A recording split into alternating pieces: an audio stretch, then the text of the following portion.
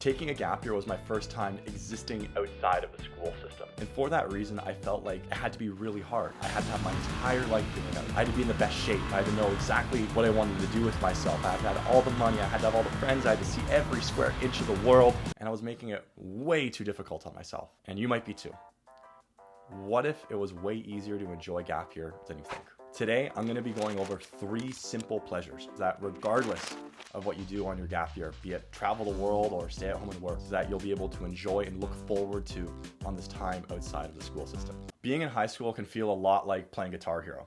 You have these assignments coming at you one after the other with specific deadlines and specific instructions that if not met, you'll be punished.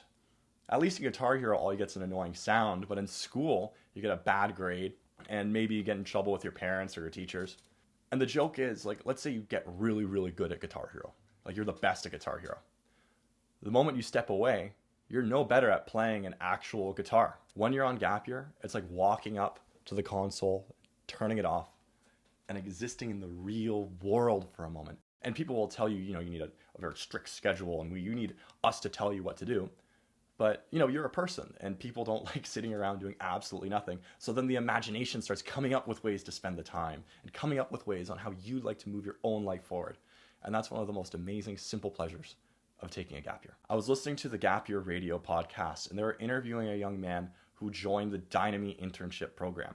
And it sounds like a really cool program. On his time off, he interned as a mechanic. He interned at like a marketing agency. He lived with a bunch of other gap year students and they all lived together in one house. But there's one thing he always circled back to in this 1-hour interview. He always circled back to cooking. One of the simple pleasures of taking a gap year is gaining this crazy appreciation for food. And I mean, sure, you could like eat out every single day and spend money doing that, but you're going to get bored of it. There's only so many subs you can eat. There's only so much pizza you can eat, so many burgers. You're going to want something fancy and new. And that's when you have to go to your own kitchen and make that for yourself to enjoy it.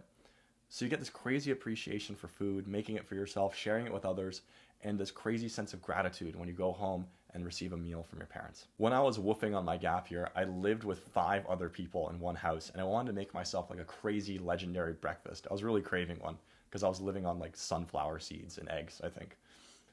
But I felt bad making a meal just for myself. It felt really selfish. So I went to the grocery store, bought enough food to feed everybody the following morning. And I remember cooking it, and it meant so much to me that I cooked something that other people enjoyed. And it meant so much to me that, today I'm talking to you 7 years after having done it. And I can still see that look of joy in their face, having been given like this crazy meal that they weren't expecting. So on gap year, the meals you cook for yourself are going to be like really special to you. And when you go home and eat with your family, you're going to have like a totally different appreciation for the amount of love that goes into cooking. My parents didn't let me go out too much in high school.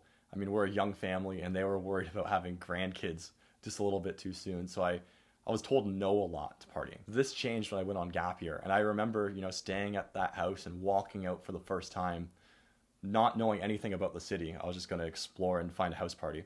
Not telling any of my housemates because I didn't want them to know where I was. And not expecting any, angry or upset phone calls on 3 a.m, wondering where I was. There is a simple pleasure in going out and having no one know or care what you're doing. I remember walking down the street that night, like in search of, like just some trouble. I was on my way to the university campus that was 30 minutes away. And I remember like crying these massive tears of joy for having been out on my own for the first time and kind of like giggling to myself with excitement over being able to do whatever I want, whenever I want to. Now, having a plan going into gap year is going to take a lot of stress off of you and a lot of stress off your family wondering what you're going to do. Subscribe to the channel for more videos on exactly how to prepare for a gap year. But in the meantime, know that you don't need to have every single detail sorted out on a gap year to have a great time. There are little moments of joy every single day you're outside of the school system that you're going to come to love and appreciate even years after having taken a gap year.